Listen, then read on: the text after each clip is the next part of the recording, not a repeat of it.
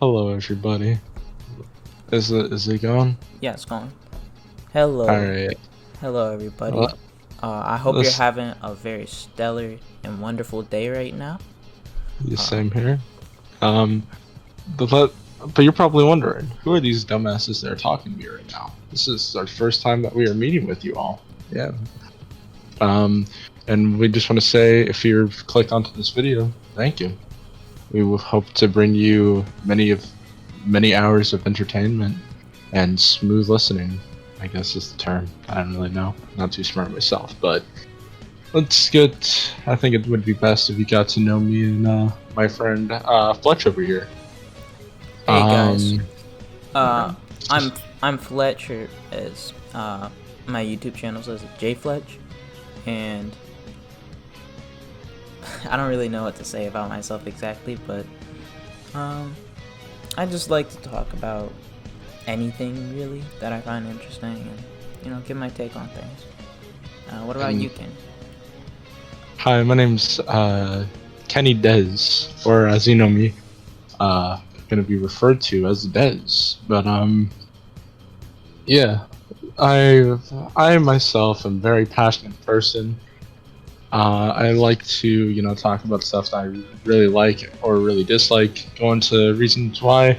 I like to have a conversation about it, maybe even in an argument. But I'm also extremely homophobic.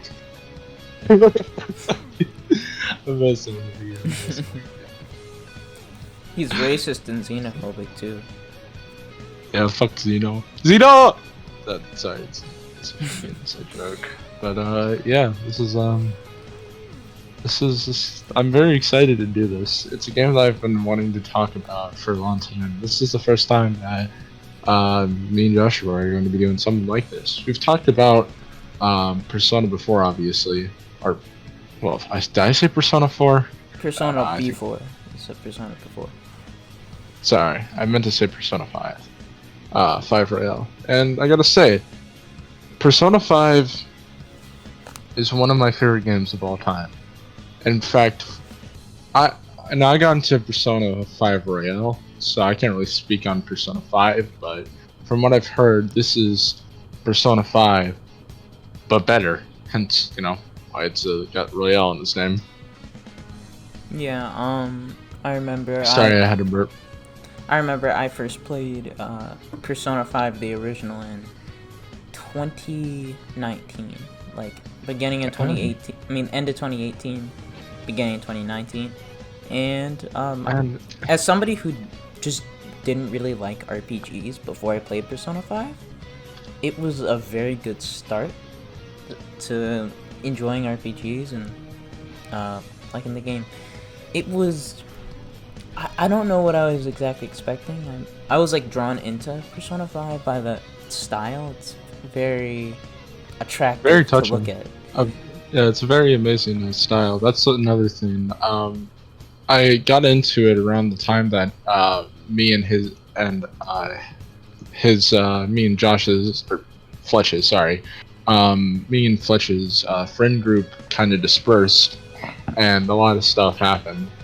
But if it weren't for Persona 5, I don't think that would have ever happened. So Persona 5 Royale definitely, like, it introduced me into something that I never thought I would like. I stick through it, and I gotta say, this game is. I'm gonna say this right now. I haven't actually played the game, unfortunately, because I don't have PlayStation 4. But I think that also really adds to it because a thing that I hate about this is, or the community of this game is, we're not gonna go. We probably will more down the line, but is that we get shit on for not playing the game, and I mean, yeah, it's kind of stupid. I mean, or it's kind of weird to to not play a game but yet consider it to be one of your favorites. But I think that's just really, in my opinion, just makes this game even better to play or watch, because this movie, or this game, sorry, it's just, it's beautiful, and it really taught me a lot. and I'm very excited to talk about it more in detail. But with that said, Mr. Fletch, are you ready? Yes. Alright, so to start off, we need to talk about Persona 5's intro, or Kamoshida's Palace. Well, Yeah. Well, let's obviously talk its about intro the is like intro. a lot more spectacular. I really like what they did with the beginning of the game 100%. by making it where you're just placed in the middle of it. Yeah. And And then it makes you flash back, and then as you go through the game, you're slowly getting to the beginning of the game. And I think that was a yeah, very interesting approach for a that game was yeah. especially. Basically, what happened is you're put into Joker. We're gonna refer to as the main character as Joker. Uh, we get put into a scenario that we have no idea about. We don't know what the game is about. All we know is that it's a Persona game. Sorry, but and we're just placed in the middle of it. No idea what's happening, and then we're told by unfamiliar voices on what we need to do. We need to go and take this briefcase with God knows what, and we need to escape with it.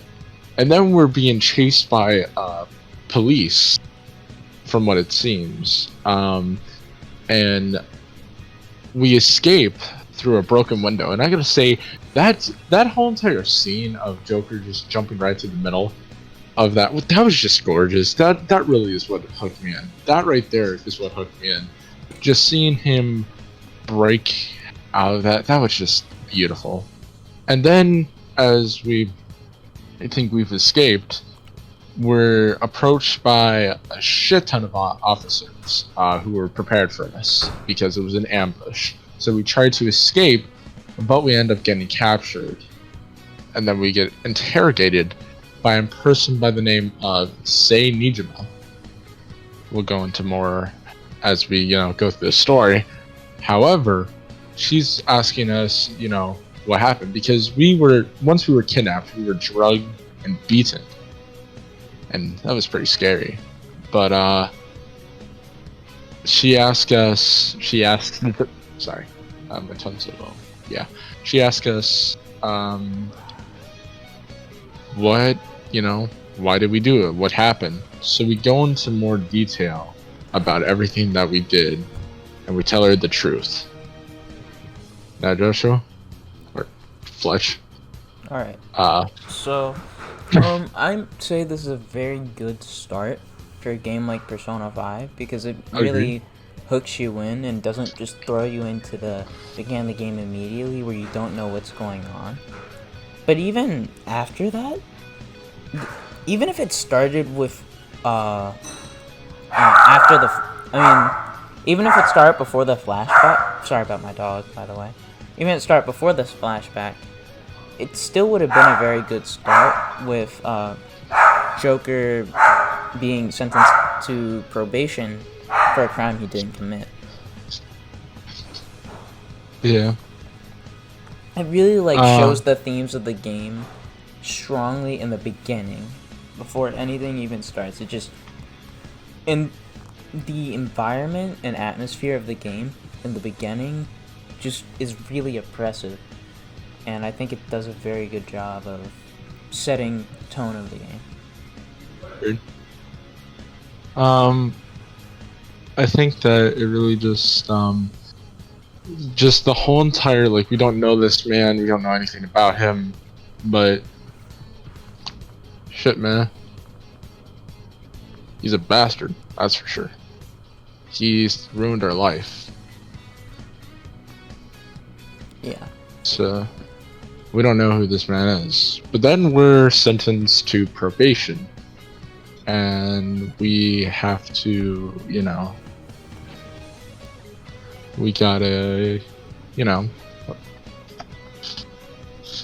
gotta, sorry, my fucking dog. We got to continue on with our, life as we are put into probation. But weirdly enough, as we're heading, to school, oh yeah, we also meet this amazing man named Shinji. Sojiro Sakura. That's Sojiro. Sorry, Sojiro. He is definitely we'll go into more detail about why we love him, when it comes down to it. But for right now, he's pretty pissed about taking us in. But at the same time, he's very understanding of our situation. And he takes us to school one day. And, we get to understand our life. But then, as we, go to school the next day, something weird happens. A weird app pops up on our phone. And this whole entire app, which is claimed, as the nav, it's very, very interesting. But we tried to delete it, but we can't get rid of it. So, what now? Well, we continue life, and then we see a young girl who, waves at us. But then we see a teacher, it seems like. Sorry about that. But I've been rambling on a little too much. But I gotta say though, this whole entire scene of just everything that happened. First off, what are your thoughts about this, Fletch? What are your thoughts? I think it really sets an atmosphere of what the game's gonna be like, and just how much the protagonist Joker is gonna struggle in this new world for him. Yeah. I think it's a really good way to start out a game like Persona 5. Yeah, and then as we go to the school, everybody treats us awfully because, we're looked at as a criminal, which I mean technically we are, even though we didn't do shit. But everybody is like afraid of us, and I remember even the teachers were like looking down on you and treating you more harshly than any other student. And that was that was sad. It was really fucked up, and especially with the circumstance. But the most fucked up thing we find out about is we meet up with this dude named Ryuji, and I just want to say, off the bat, Ryuji, I'm gonna talk about him more as we progress through the story. Because I can go on about hours and hours about how much I love Ryuji. I will say this though, I'm not the type of person who's like, oh, this character is literally me, but I relate so very much I relate very heavily with Ryuji, and he's just, God, I love him. Sorry, I'm kind of like spacing out. But as we continue through the story, we meet a young girl. That young girl that we were talking about was actually being held hostage by the teacher by the name of Kamoshida. Now, Kamoshida, Fletch, you talk about Kamoshida. I want to hear what your thoughts about him are. I think Kamoshida is personally like my favorite villain in vanilla Persona 5. I really, really like how the entire game just sets him up to be not only a person that everybody admires, but also someone who, behind the scenes, has done a lot of, like, suspicious things. Man was out here ripping the underage kids. It's fucked up. And sorry. I like how it doesn't exactly tell you outside of the world, and you really have to go inside of the metaverse to figure this out. Yeah, that's the metaverse. Let's talk about the metaverse now. So, as we go down with Ryuji, as we, going home the next day, trying to figure out, like, get information on Kamoshida, we end up getting thrown into the metaverse without even knowing. Because the metaverse, how it works is that, well, we'll talk about that when we talk about that. But for now, it's very mysterious, which I really love. It doesn't give away everything yet, and it's I fucking love it. But as we get thrown down, we get put in prison by these two guards, alright? And then we're about to be executed by Kamoshida's guards because we were trespassing in his metaverse. Now, the thing about the metaverse that you need to understand now is that the metaverse is about the person's cognition. What is the cognition? The person's thoughts and like how he sees the world as his reality. Now, the reason why the school is treated as a castle is because Kamoshida is treating everybody like he just looks at everybody treating him like a king, in which that he's able to do whatever the fuck he wants. And I just gotta say, wow, that is just the whole entire setup for it all really just is amazing. I can't stress this enough. Going into Kamoshida's palace for the first time hooks you so fucking hard. And I can't stress that enough. It hooks you in and doesn't let go of you. Like, being thrown into sorry, throat, but just being thrown into it and just seeing this awful man beat the shit out of this person, and you're left defenseless. You can't do shit, you don't have weapons, and you're forced into an unjust game. And then as we are left hopeless, like, oh shit, this is the end, all of a sudden a voice in the back of our minds are calling us,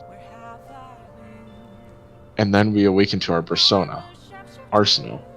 Now, Fletch, I want you to talk about Arsenal. Arsene. Arsene, anyway. sorry. Anyway, I really like Arsene's design. I can't really think of anything else to say about him, but like his design is really good and thematic of Joker as a character, and it's one of my favorite like personas. Persona. It's weird to say, but like, yeah, it's one of my favorite personas. Persona that isn't like a Shin Megami Tensei demon. Yeah, but Arsene's awakening also is really interesting. In the way that he summons it, I feel like, even though I wasn't really waiting for Persona 5 to come out, I feel like it's a very good interpretation of summoning your persona. Because, like, in Persona 3, you shot yourself to really represent coming to terms with death.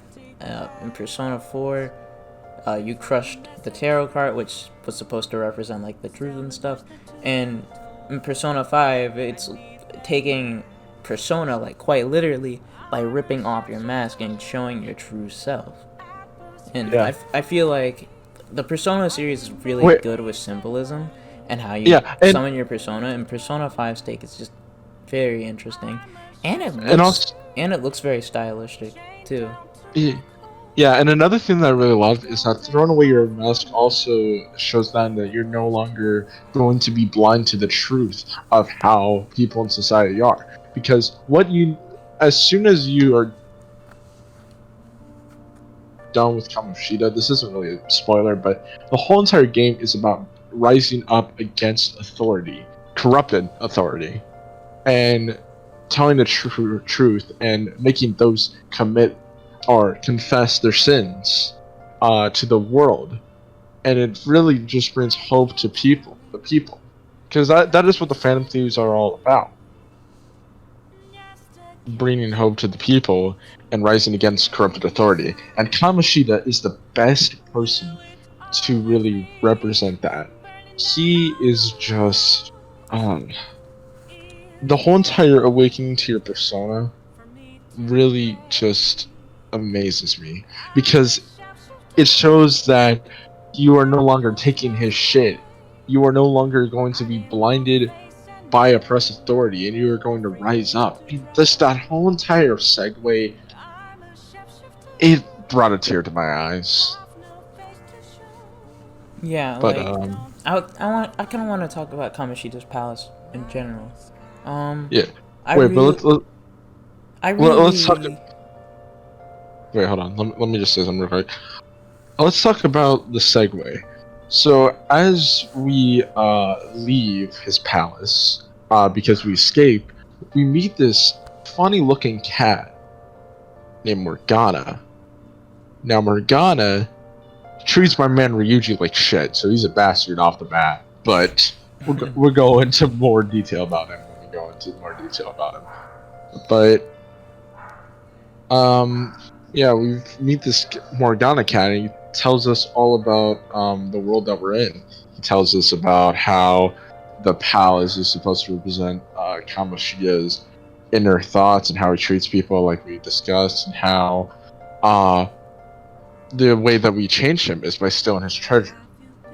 Now, the thing about stealing the person's treasure is that it's supposed to represent like what brought their corruption.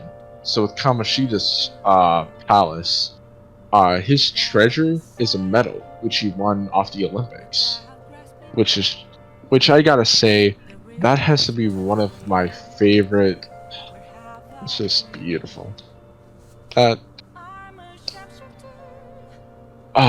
sorry, I really love Kamoshida's palace, but you already know this. This is why we make this podcast, but I think the reason why it's just so appealing is because as we just see the way that he treats, because he tortures his fucking students, his volleyball team, and he forces underage girls or girls in the school to, be his slave, sexually assault them, abuse them, and sexually harass them as well. And they're supposed to turn a blind eye. And the most fucked up thing is that everybody knows about what Kamoshida is doing, but they're keeping quiet about it because everybody's profiting off it.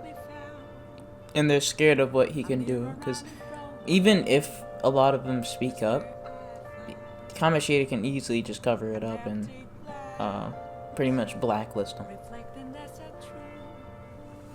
Because he's really manipulative, too. Yeah. And that's just I want to talk about his palace, though. Because the way they communicate his themes, a lot of people will complain are like how the shadows are like cartoonishly evil, but I feel like that's kind of the point. Like, because the shadows are supposed to be like just them, without any mask, without any cover up, because if Shadow Kamoshida was in the real world, he wouldn't have any mercy, he wouldn't have what he has now. But I really like how his palace symbolizes his lust and greed. His lust and greed. Like, I remember parts of the game, like, at first it weirded me out, but then I realized, hey, wait, this makes a lot of sense, actually. How, like, there's certain centerpieces of the palace that were just, like, Japanese high school girl gym uniforms bent in, like, a sexual position. And I was like, wait, that's weird. But then I realized, wait, that's symbolizing what he probably pays attention to the girls for. Yeah, if he wants to see them nice ass, that nice underage ass. Nice underage ass. Got that nice underage ass. Ooh, hey. female girl. Sorry. I just Sorry. another thing I like about Kamoshida's Palace is how so many of the game's most important characters get introduced and developed within the palace. Like we haven't talked about On yet. On is basically the student that was abused by Kamoshida. So and her she had to friend deal with it. Could have a very important position on the team, on the volleyball team, and I really like the way that she just stands up against Kamoshida's grip on her and basically breaks away. And I really like I really like wait, what am I trying to say? I like how at first Joker and Ryuji kind of just see her as a liability, but then when she actually figures out what's happening, they just see her as an ally. And I like how at the end of the palace they kind of just become friends naturally after something like that. Yeah, I mean, because how can you not be friends after dealing with that shit? Yeah. Yeah, but a main thing though that I will say about this is that the reason why she wakes this power is because Kamoshida took her off the team and Shido fucking killed herself. Or not, Shiho, sorry. We're not talking about him yet. Oh. Hey, it's more like... Yeah, but Shiho Shiho wasn't really developed on that much. I feel like she was a very good best friend character. Can I rant about that? Can I rant about that for a second? Sure. I am so fucking pissed. If I had to complain about one thing, is that Persona, any of the side characters never become like confidants. We'll go into what confidants are in a second, but confidant, like, basically side characters, you know, and you can continue their confidants so that you can get certain perks. But Shido would have been the best fucking choice for a confidant, because she kills herself, and after you fucking expose Kamoshida, because spoiler alert, yeah, you expose Kamoshida, but once this happens, you would think that, you know, because in On's confidant, we see Shiho again, and you know, I feel like at that time it would have been great to, you know, establish a confidant that you can unlock from another confidant. That would have been amazing, because Shiho fucking attempted to kill herself, and that would have been so touching on like suicide and overcoming sexual harassment, and just realizing that the pain's never going to go away, but you can do it, and it would have been so touching and heartwarming. But they didn't do it, which just pisses me off. They treated her as, you know, her killing herself and like, oh, she didn't die. Bye bye. It's like, I can understand why they didn't do it, because like, I mean, yeah, there it's are 100 already hours, like but still. a lot of confidants in the game, and also remember, like, as soon as that happened, she was not in Shujin anymore. She had to move away. So like, my question is like, where would you actually talk to her, because she was like in physical therapy, because of the injury she faced after jumping off the building. So like, how would you be able to actually talk to her? Maybe through On's confidant, but you know. Yeah, I feel like, okay, so my thing about that is that let's look at Persona 3, the confidant with well, it'd be a social teacher. link in that game. Yeah, well, social link, yeah, but it could have been through, like, you know, online and shit, and like, you know, probably, you know, you could have gotten her phone number and like you could have talked with her, and then at the end of her confidant, you could have like she could have convinced her mom to come back, and that would have been amazing for An because she could see her best friend again. And that's what, like, I feel like they missed out hugely on that because it could have been touching how to overcome trauma. And that is what upsets me. I feel It could like have been. An and Shiho could have been like a Nanako and Dojima situation where like Yeah. they have standalone confidants, but they both kind of like they're both kind of related in a way. I feel like that'd be Yeah. really cool. Yeah, I agree. That would have been amazing. I that is my main downside to like, well, not my main. There's a lot of other problems with Persona 5, but Yeah, but there's generally, I'd say Kamoshida's Palace is a really good part of the game, and I feel like we should move on to Madarame's wait, Palace. hold on. I want to talk about the boss fight real quick.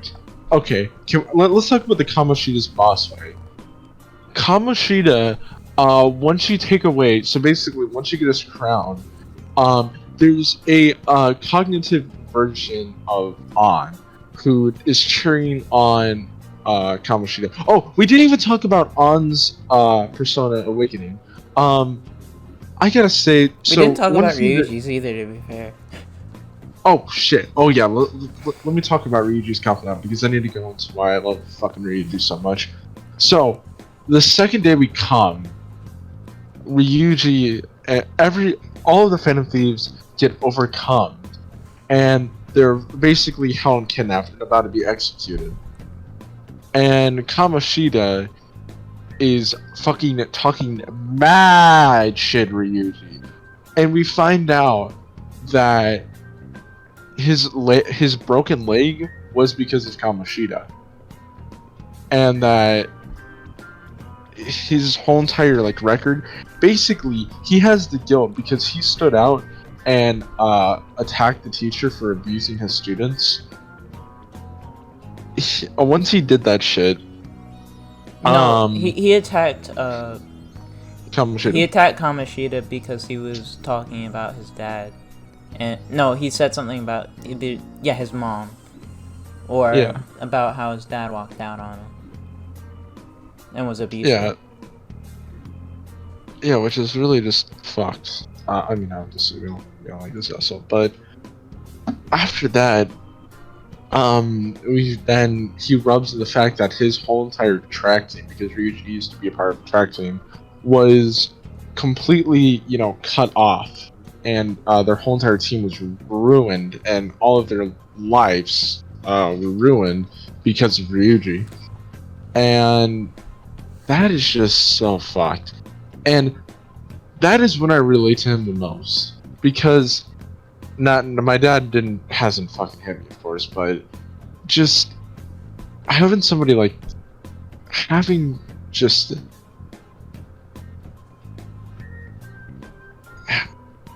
I'm trying to put into words of just my emotions for Ryuji. Just having him finally come to terms with this asshole and all the shit he had to put up for others, that was so selfless. And then when he finally, which was well justified, I mean, I would beat the shit out of anybody if they would talk about something that's that sensitive. So, just him coming to terms and finally wanting to take down Kamoshida, it really just brings a smile to my face of just how this man has been able to overcome these drastic turn of events to become better. Yeah. And just how he's treated, how he wants to make everybody happy at the cost of, his own dignity, how he wishes to stick up for what's right. It's just, he's a literal angel. And that's the best way I could fucking put it. Everybody likes to meme about Akechi versus like Ryuji. Like, why do people like Akechi? And why do people like Ryuji? He's nice, but he's just like, not enough people really give him credit because he is a very diverse character, in my opinion.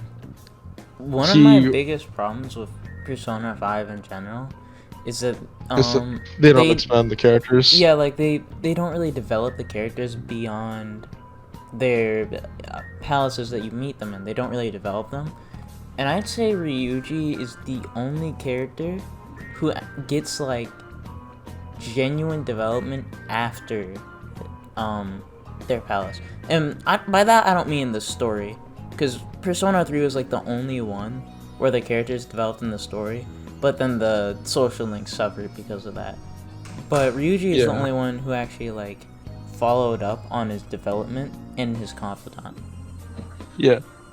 Like generally that's a problem I have in Persona 5, where like you have their confidants but they don't really develop past the situations that they got themselves into. Like they kind of tackle their own different stories, and that a lot of the time that can be okay, but sometimes it just makes this character seem like, oh, Very I need to grow past very... this, and then oh, I need to grow past this. Instead of like, in a written panel. Yeah, and honestly, that's a huge problem I have with because you see her development like in the beginning of the game, which is really, really good, but then her confidant is just it just makes her out to be a little bit bland, to be honest. And her confidant, because she kind of just meets this person named Mika who is just kind of rude to her, and she's just like, oh, I need to be like this person because she works hard and I don't. And it's kind of just shows how she wants to be independent. But then you think, if you want to be independent, then tell Mika off and do your own thing. Well, no, not independent. She wants to be stronger. Yeah, that's what I meant. Oh god! Oh! Ew! Yeah, but generally, I like all the characters in Persona in general that I've met so far. Yo, pause real quick. The recording, Yeah, pause the recording. My dog just threw. Why?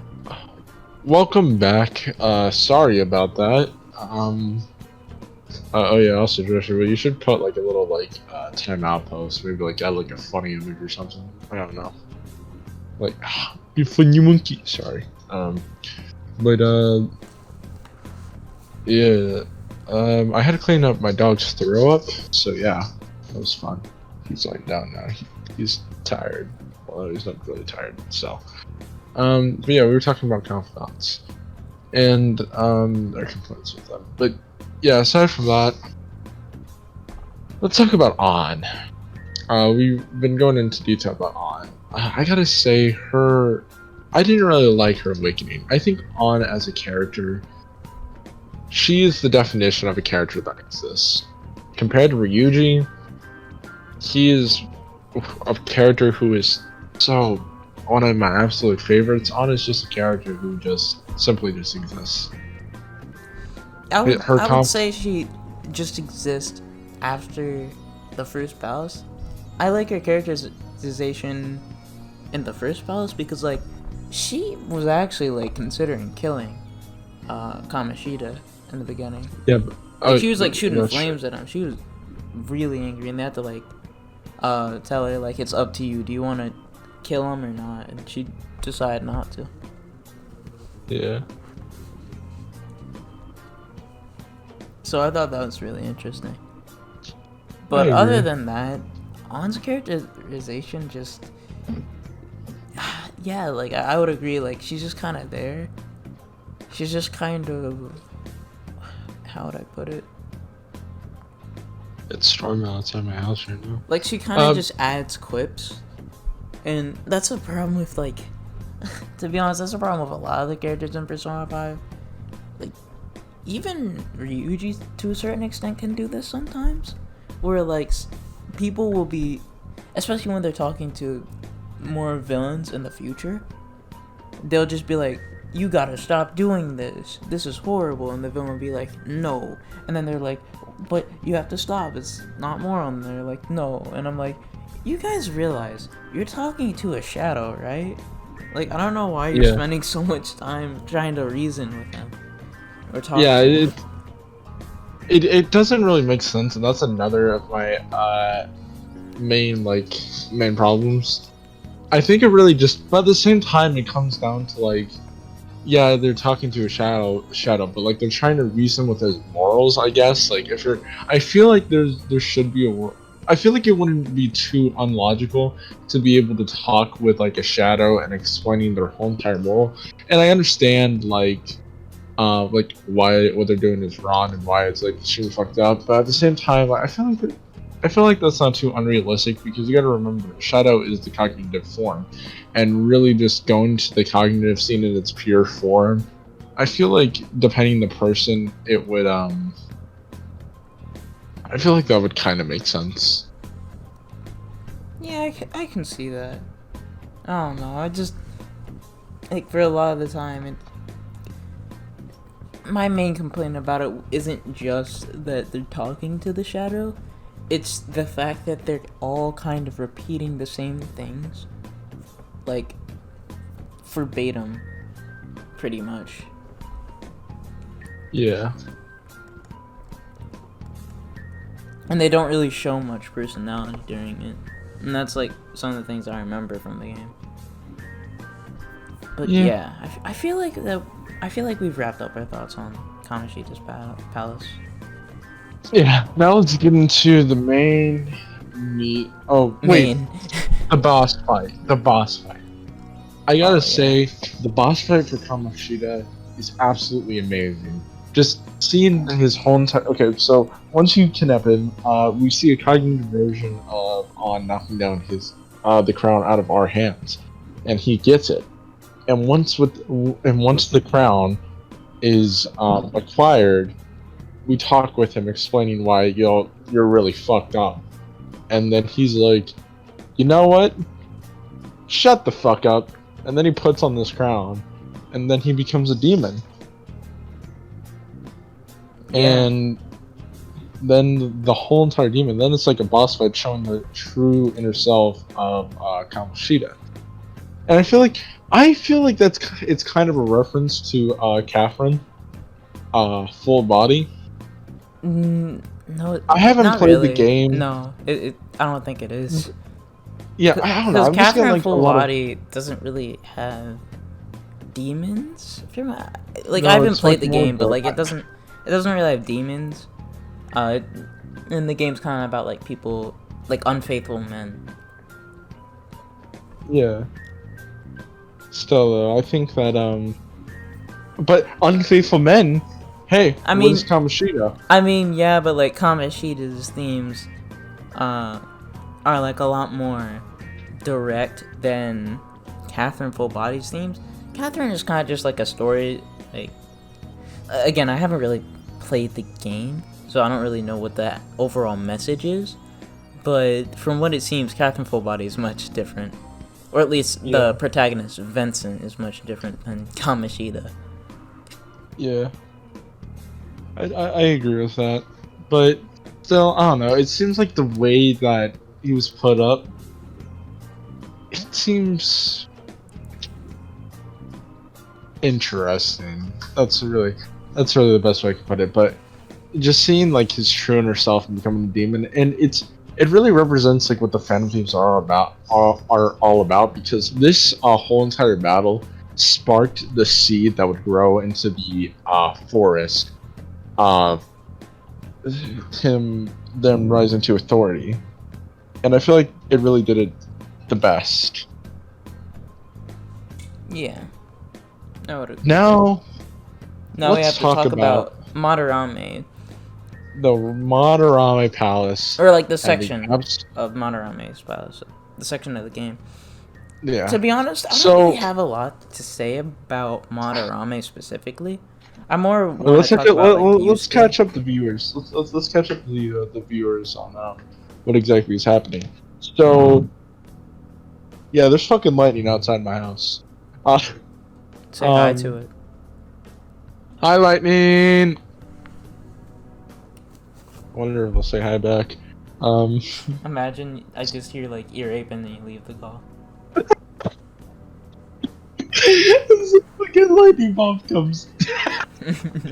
It's like the kid in the fucking kitchen, just sitting on the chair, highlighting. Sorry. But you know what I'm talking about though, fucking video thing. Yeah.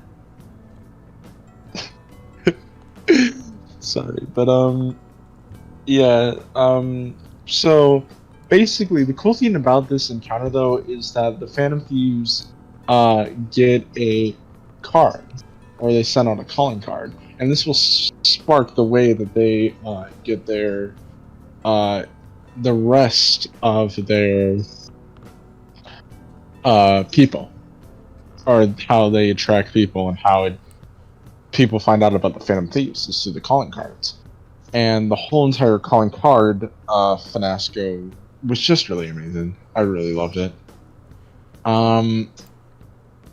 Because it's just such an interesting concept of having you confessing your sins, because the downfall of the Kamoshida is that once they defeat his palace, or like, you know, once they defeat his shadow, it becomes weak, fragile, and then it is forced to confess its sins. I don't really see. Oh, I thought you were saying like that was like a problem with it. No. I was saying like, no. I think that it's really amazing. I think the way that they confess their sins only because you defeat their cognitive version of them is so amazing. It is amazing. Just the concept of beating the shit out of people's thoughts, and then those thoughts ending up creating new thoughts that makes them confess their sins to everybody is absolutely astonishing in my opinion. Yeah, I would agree there. I just like it feels really satisfying to see it, especially when it's for the first time of Kamoshida. But I feel like we need to talk about Madarame's palace now.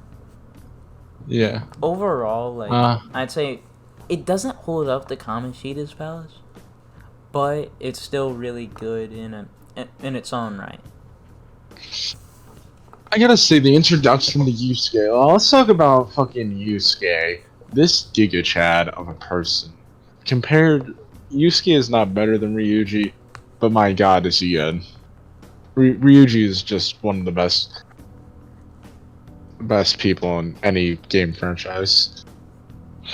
I love him so much. But I think Yusuke's character is very interesting because it kind of shows the result of somebody who's pretty much been sheltered their entire life. Yeah. I'd Sheltered say it's really and refusing to rise up against authority. Or against the people who he knows has been doing them wrong, but because he feels guilt, ever saying anything about it, he turns a blind eye because they've done so much for him, supposedly. Now, Madarame is a famous artist who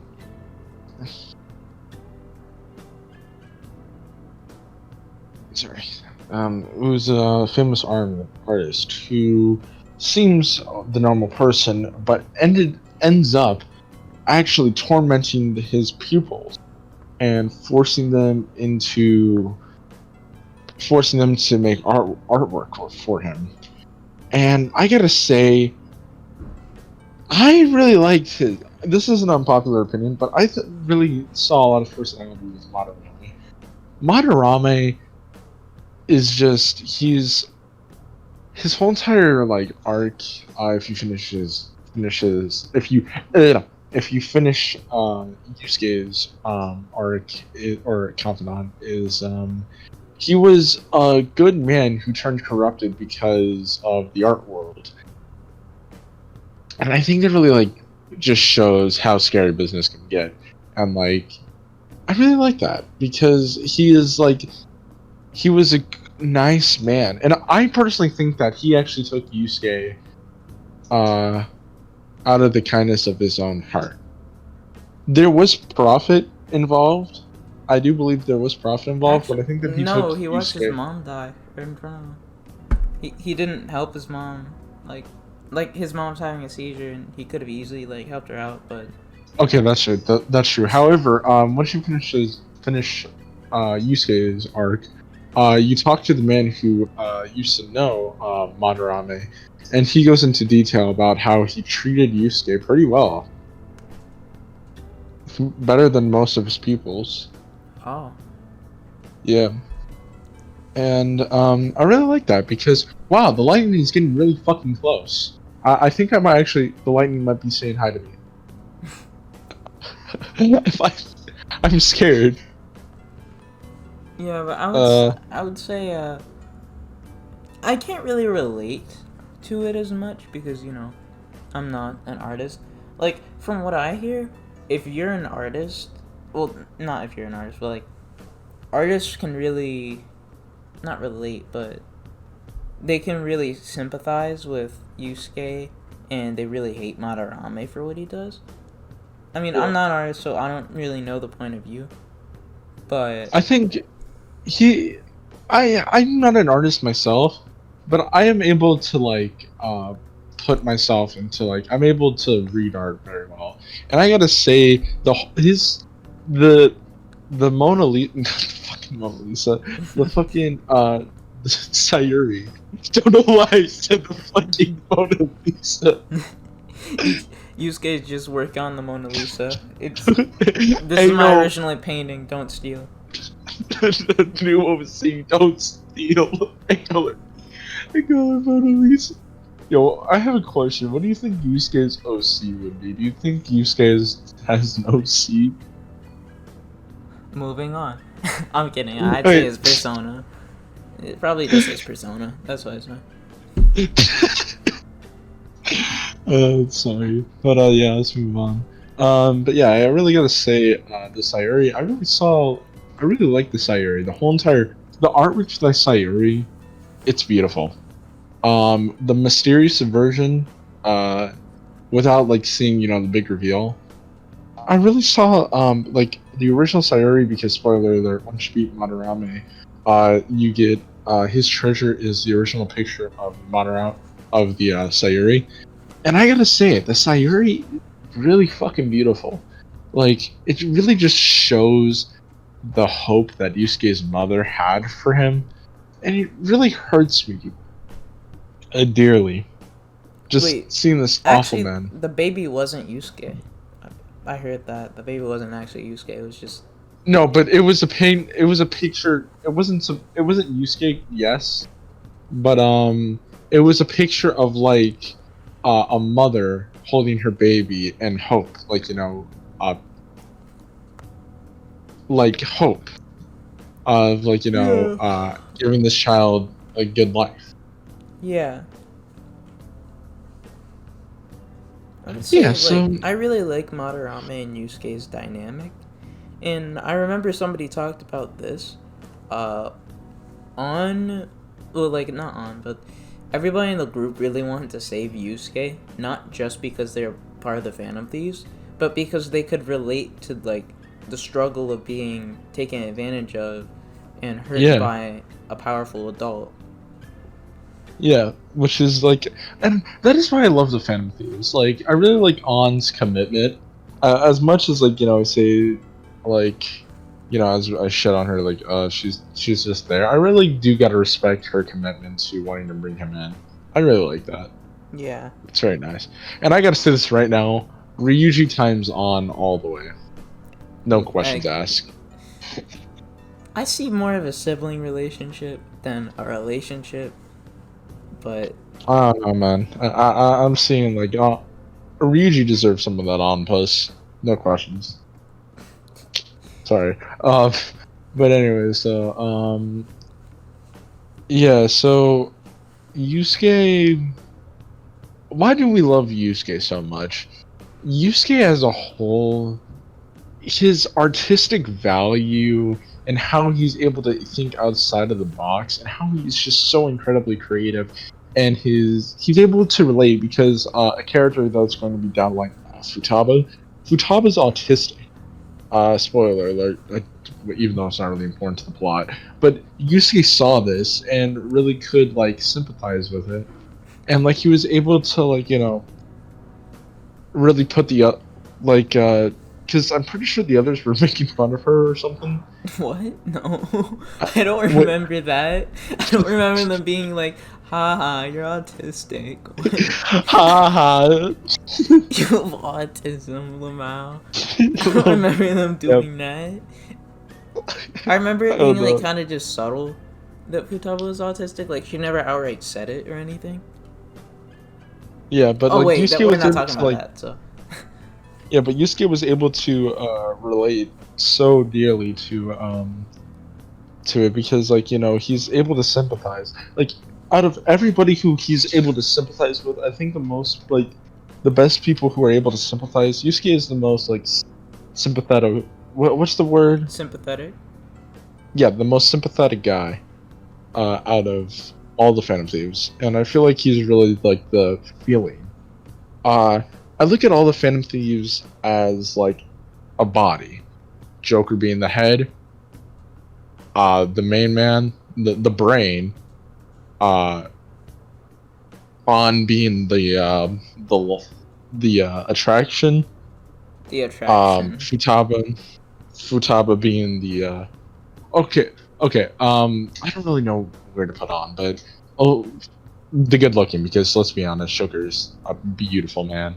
On being the looks, Ryuji being the action, like the one who's able to take action.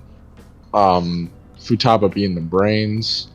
Makoto being the most like The leader. the civil the civil. I don't know what to say because like she's kind of a leader, but Joker's the leader. So She's more. I'd say more of like the most civil. Like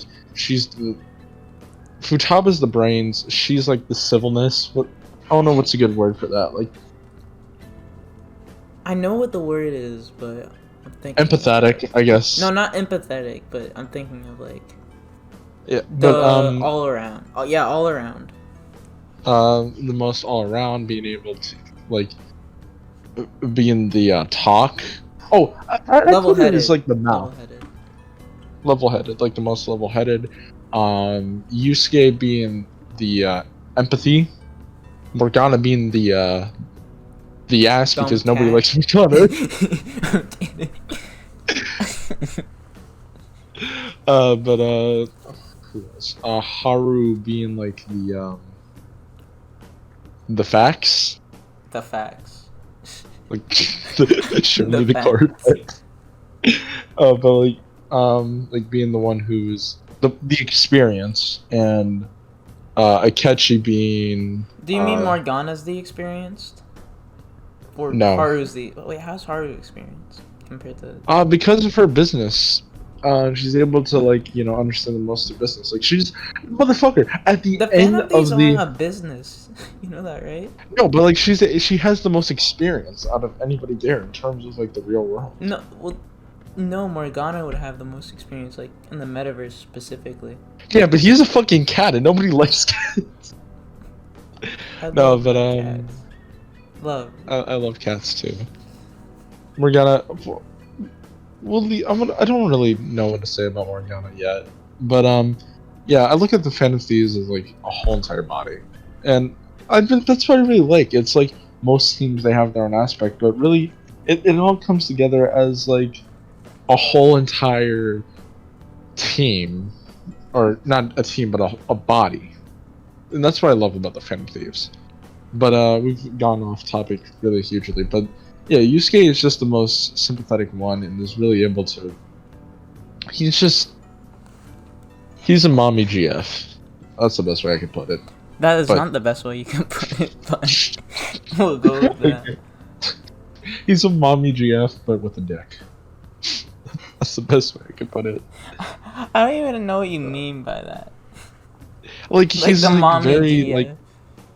Okay, like mommy GFs are like they're fucking like like know, what they they're take care of you. Yeah, like he's like the one take to care like. of you. They They They do care for everything for you. you. They're your slaves. No, I'm kidding. no, no. But fucking he's like the one who takes in people and just is able to sympathize with them. He's able to sympathize with most special creatures, comfort people.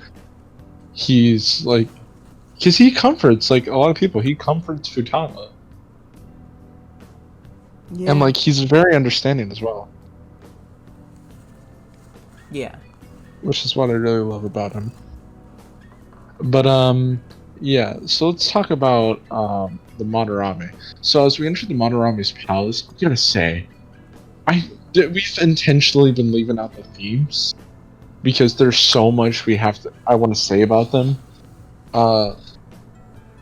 But the theme for Madarame is just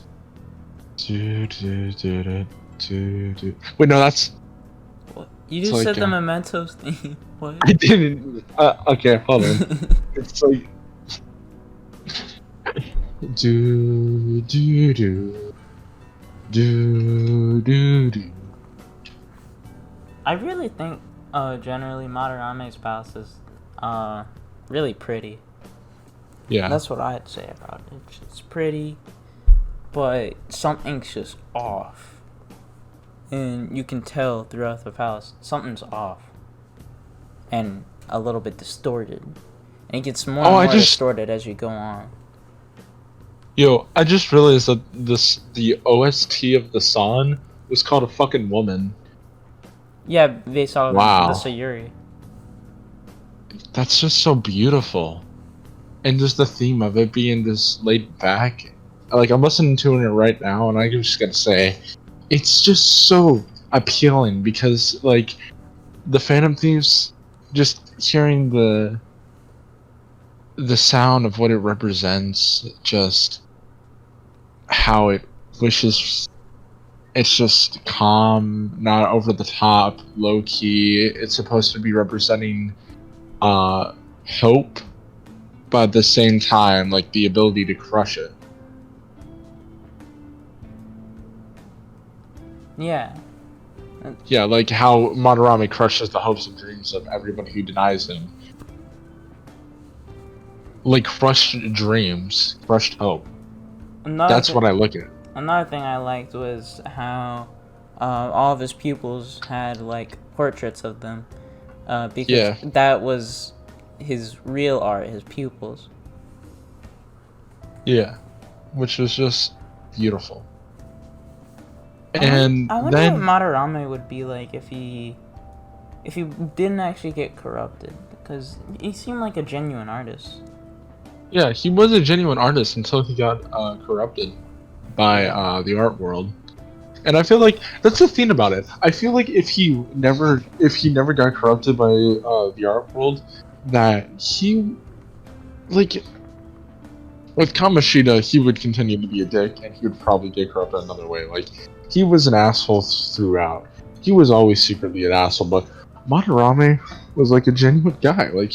He was the guy who you could sympathize with, who wanted to take in people, but wanted to create art to make people happy and give out new ideas and new expressions. But then the art world got the best of him, and he became a piece of shit. I remember his shadow even blamed the art world for what happened to him. He was like, blame the art world, and yeah, don't blame the art world, you gotta blame yourself. But at the same time, he had a point, The art world really did mess him up in the head. Yeah. Yeah, but it really Yeah, I gotta say though, Fletch, I want you to give your opinion on Madarame a little bit more, because I'm talking a lot. I would Madarame, he's the most corrupted. And by corrupted I mean his distorted desires corrupted him the most, because he seems like a genuine person, but just deep inside he has that malice that formed in him with the Sayuri. So I'd say it seems like malice filled him, and didn't start out as as just an awful guy like Kamoshida or some of the rest of the villains in the game. It's not like he started out, it's just that he got corrupted as he went along. And I feel like that's a really interesting take. Yeah, I have to agree. That's just that right there was one of the It really touches me because I always liked Madarame. He's an old man who in fact when the Phantom Thief or like when he started to like get corrupted and stuff, like when they were finding out about his what he was doing, Yusuke got upset, extremely upset, irrationally I may add, but Madarame came in and calmed Yusuke down, and I feel like that may have been like him like being like manipulative and shit. But I personally see that as him like being overly sympathetic, and that's like the trend that I see with the Yusuke. It's like Madarame was toxically empathetic, as in or sympathetic, as in he would only like throw out like fake comfort and leave his pupils and people that he stole from in terror. Well, Yusuke was the opposite. He would bring people in, and he would overall be like the man who really loved really loved people. That's why he became an artist after all. Yeah. I think that he was a loving person, but became manipulative for money. Yeah, and then he turned to an awful thing, and that's like the most tragic thing, and that's what I really like about the Persona. Like, a lot of people really sleep on the Persona antagonists. Like, a lot of people really sleep on them, and I find it sad because they're like, the people are really relatable. Like, they just like it boils down to just evil adult must confess sin, but like if you look into it a little bit more, you can see that they're genuine people. Well, some of them. I'm not going to say that not all of them are fucking humans. Some of them are literally just blank sheets of just bad man, corrupted villain. Yeah. Toshiro. Yeah. Kanshiro, sorry. But yeah, as we go into his palace and we steal his treasure, we find out about the we finally encounter his shadow. And I gotta say, that is definitely one of the most interesting boss fights. Him making duplicates of himself, the pain, that was just really interesting. I really liked that. That was really cool.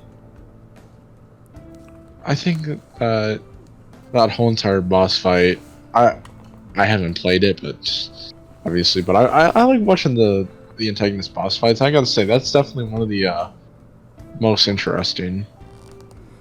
Because like, I like the one for you to in Royal more than the vanilla Persona 5. What did you have to do in the vanilla Persona 5? It was only the paintings. That was it. Yeah, I really like his second one of like having to beat his other copies of himself. That was weird. This is what I'll say. It's easy. It's baby easy, but it's really symbolic. Yeah, it really just shows the man who he once was and how the world has corrupted him. And it's cool.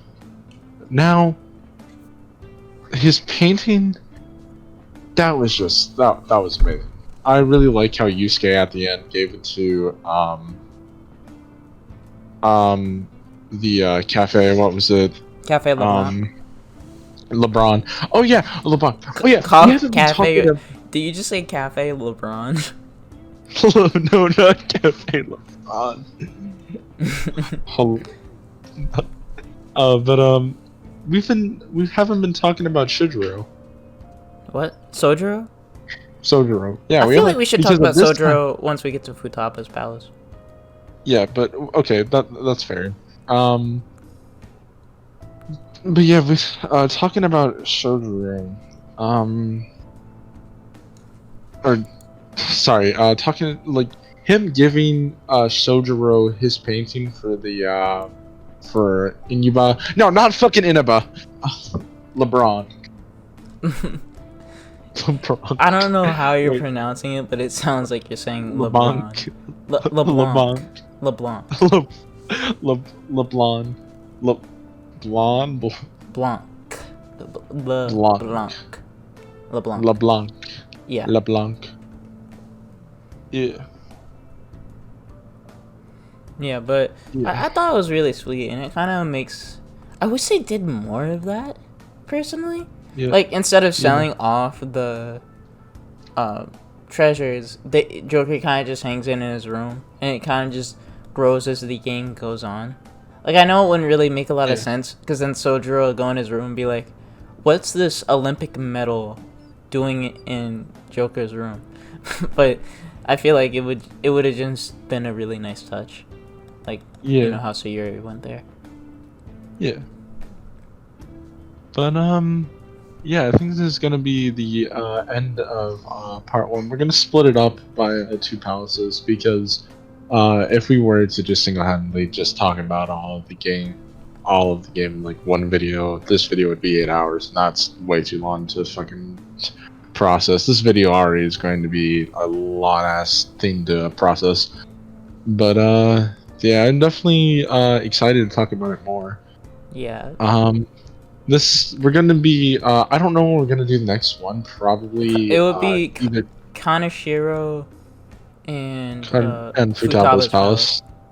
Maybe we could get no, Sai's Palace is a bit lengthy. I don't know, we'll see. Maybe Sai's? Yeah, maybe Sai's. But well, I don't know when. Oh no, not Sai's, Okumura's, my bad. Okumura, yeah, Okumura. We can definitely include it, considering I just forgot it. Yeah. So yeah, we'll probably talk about it. I'm not gonna say next week, but I think we could probably talk about it probably tomorrow. I don't know, depending on how long this video takes to come up. And also we have the schools coming around, so we have to you know, get our studies up and shit. But I think that we'll be able to upload it maybe Tuesday or probably tomorrow. I think that we'll be able to manage tomorrow. Yeah. Maybe. Alright. But you guys better have a good day. Yeah, if you don't, I'm gonna come to your house and piss your pants. Yeah. So, yeah, thank you all for watching or listening. I don't know. Me and him are still very new to podcasts, but we appreciate I don't you. even watch podcasts, so I'm definitely new to it. Yeah, but we appreciate everybody, and yeah, have a great day. I'm gonna come to your house and piss your pants. Yeah. Goodbye. Bye.